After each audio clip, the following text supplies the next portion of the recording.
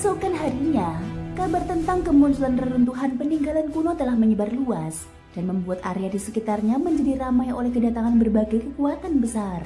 Meskipun mereka menyadari bahwa peninggalan tersebut dipenuhi bahaya, mereka juga tahu bahwa bahaya itu menyimpan peluang besar.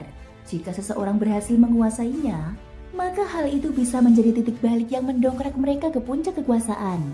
Di salah satu kota besar, terlihat siluet-siluet gagah berdiri sejajar. Orang-orang ini jelas merupakan pasukan terlatih, seolah tengah menanti aba-aba penting.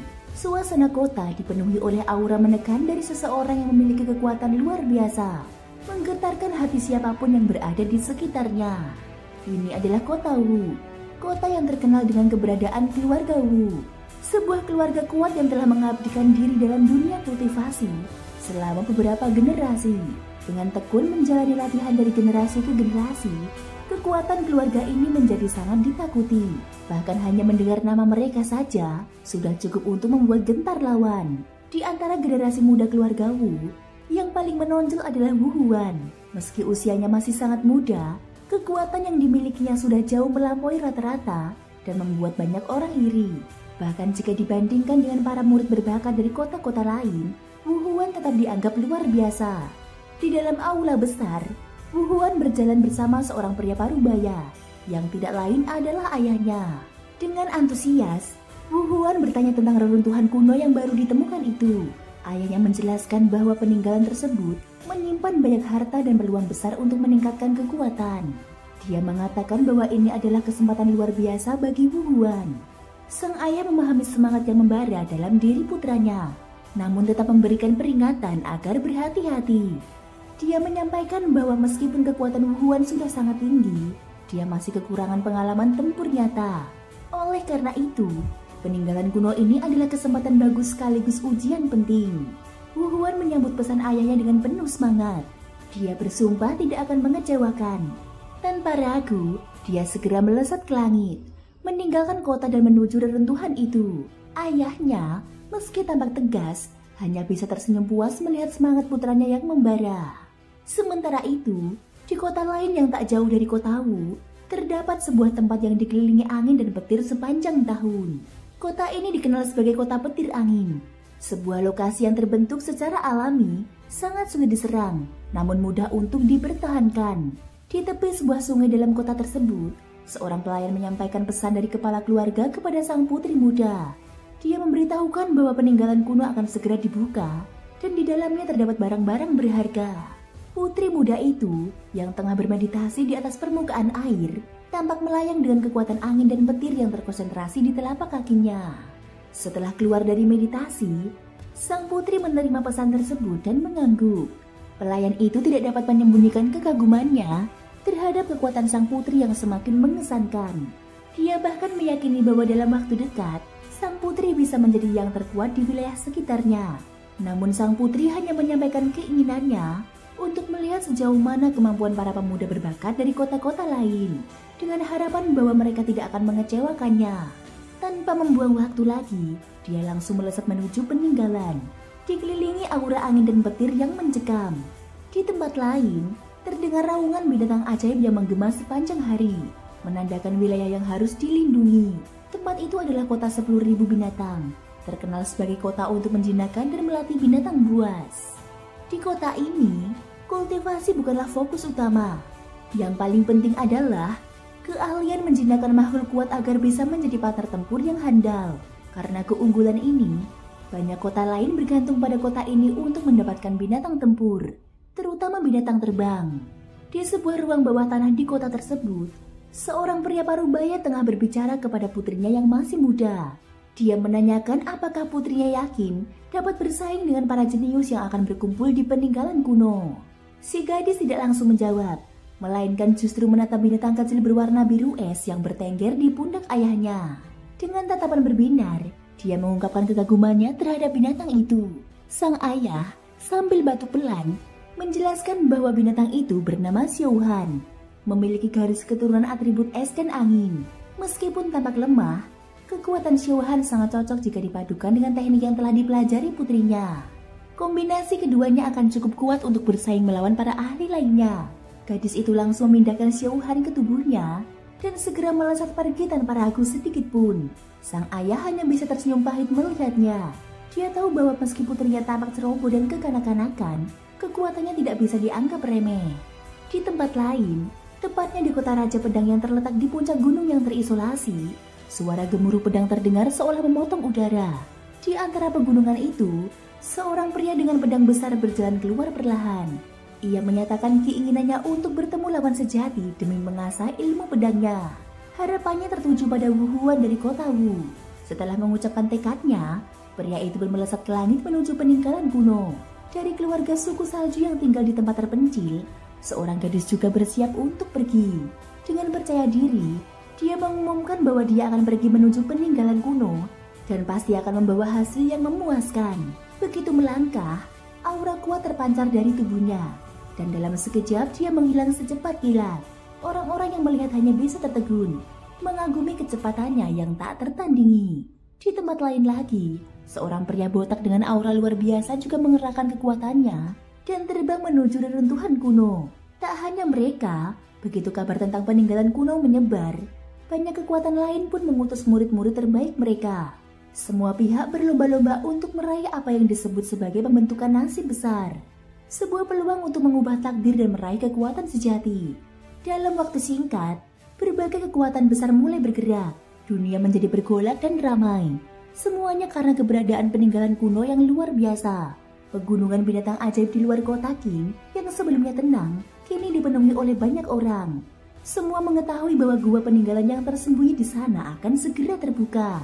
Kesempatan langka yang hanya muncul sekali dalam 100 tahun. Di salah satu titik persediaan di luar pegunungan tersebut, Xiaoyan dan Yuru berhenti setelah menempuh perjalanan seharian. Xiaoyan memutuskan untuk membeli makanan untuk Little Yi. Sejak mengetahui bahwa Little Yi adalah roh api, Xiaoyan secara khusus meramu pil perubahan bentuk tingkat 9 agar Xiaoyi dapat berubah bentuk dan menyembunyikan identitasnya. Xiaoyan juga mengubah namanya menjadi Xiaoyi. Kini, Xiaoyi tampil sebagai binatang kecil yang lucu namun buas. Anehnya, dia tidak menolak konsumsi pil atau ramuan beratribut api. Sebaliknya, nafsu makannya besar. Oleh karena itu, Xiaoyan pun turun tangan sendiri memenuhi kebutuhannya. Xiaoyan pun membawa Xiaoyi ke area persediaan dan menyebutkan semua kebutuhan kepada pelayan toko. Dia menunggu sambil duduk dan menggendong Xiaoyi yang tampak bosan dengan bentuk barunya. Saat itulah, Xiaoyan merasakan tatapan aneh dan mendapati seorang gadis muda berambut hijau menatapnya dengan mata berbinar. Ternyata, perhatian gadis itu tertuju pada Xiaoyi. Gadis tersebut penuh semangat, meminta Xiaoyan untuk menjual Xiaoyi. Bahkan bersedia membayar 5 juta koin emas atau menukarnya dengan keterampilan bertarung tingkat Sain. Namun, Xiaoyan dengan tegas menolak. Dia mengetahui potensi luar biasa Xiaoyi, dan hubungan mereka sudah sangat dekat seperti saudara. Xiaoyi sebagai roh api bahkan telah menunjukkan kekuatan setara ahli Dodi bintang 3. Meski ditolak, gadis itu tetap memohon, menunjukkan kesungguhannya. Dia bahkan menunjukkan tanda bercahaya di tangannya yang bisa mendeteksi garis keturunan binatang ajaib. Tanda itu sangat panas, lebih panas daripada saat ia bertemu dengan Xiaohan, seekor binatang dengan darah es Phoenix. Artinya, Xiaoyi memiliki garis keturunan yang lebih kuat. Keberadaan makhluk sehebat itu tentu tak bisa dilepas begitu saja. Xiaoyan langsung teringat akan teknik transplantasi dari klan Mo yang memungkinkan pemindahan bagian tubuh atau kemampuan makhluk lain ke dalam tubuh manusia. Maka, dia menjadi lebih waspada terhadap gadis itu. Benar saja, dari balik kerah bajunya muncul seekor burung kecil berwarna biru es, memancarkan hawa dingin ekstrim hingga membekukan udara di sekitar.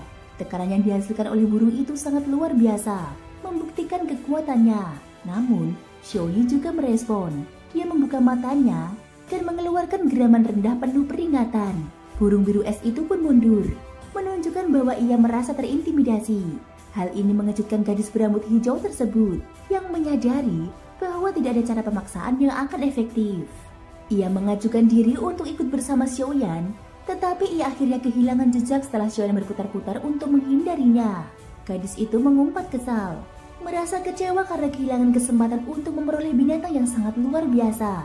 Sementara itu, Xiaoyan dan Yuru melanjutkan perjalanan menuju pegunungan es dan salju.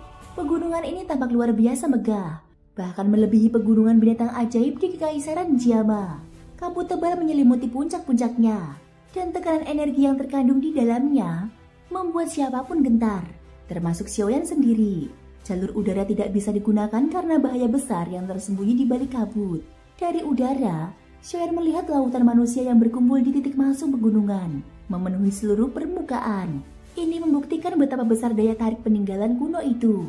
Namun, jumlah orang sebanyak ini juga menandakan betapa kecilnya peluang bagi masing-masing individu untuk berhasil memperoleh sesuatu. Pada saat ini Xiaoyan bersama Yuru dan Xiaoyi turun ke tempat yang lebih tenang. Di atas pohon besar, mereka duduk bersila sambil mengamati kerumunan. Banyak orang juga duduk bersila di atas pohon-pohon lain. Ada 3 titik masuk yang relatif aman ke pegunungan itu, dan titik yang mereka pilih adalah salah satunya. Namun, titik ini pun sudah dipenuhi manusia. Tiba-tiba, terdengar suara nyaring seperti lengkingan burung bangau dari langit. Seekor bangau energi raksasa berwarna 7 warna muncul dari kejauhan, mengepakkan sayap besar menuju salah satu pintu masuk. Kilauan warna-warni di bawah cahaya matahari menjadikannya pemandangan yang luar biasa indah. Ini menandakan bahwa energi penyegel di pintu masuk mulai melemah. 3 hari berlalu dalam penantian. Saat itu, energi antara langit dan bumi mulai berubah drastis. Xiaoyan segera membuka matanya, menyadari bahwa saatnya telah tiba. Pegunungan es dan salju mulai bergetar seperti binatang purba yang terbangun dari tidur panjang. Suara gemuruh menggema dari langit tinggi, diiringi oleh gelombang energi maha dahsyat yang menyebar ke segala penjuru.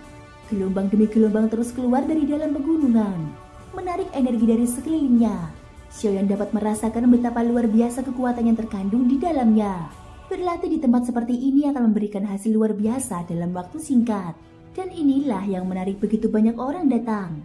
Meskipun mereka tahu bahwa peluang mendapatkan harta karun hampir nihil. Lautan manusia di depan pintu masuk mulai bergolak. Semua orang ingin masuk lebih dulu karena keuntungan besar selalu ada di langkah awal.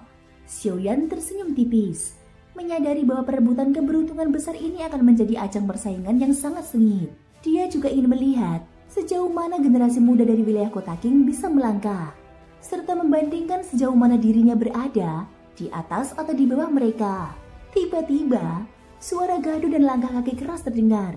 Arus manusia mengalir deras ke dalam pegunungan seperti ombak. Xiaoyan pun memperingatkan Yuru agar tetap berada dekat dengannya dan menyarankan agar mereka menuju tujuan Yuru terlebih dahulu. Dia tidak terburu-buru dalam mengejar keberuntungan karena yakin bahwa di balik keberuntungan besar pasti tersimpan bahaya mematikan.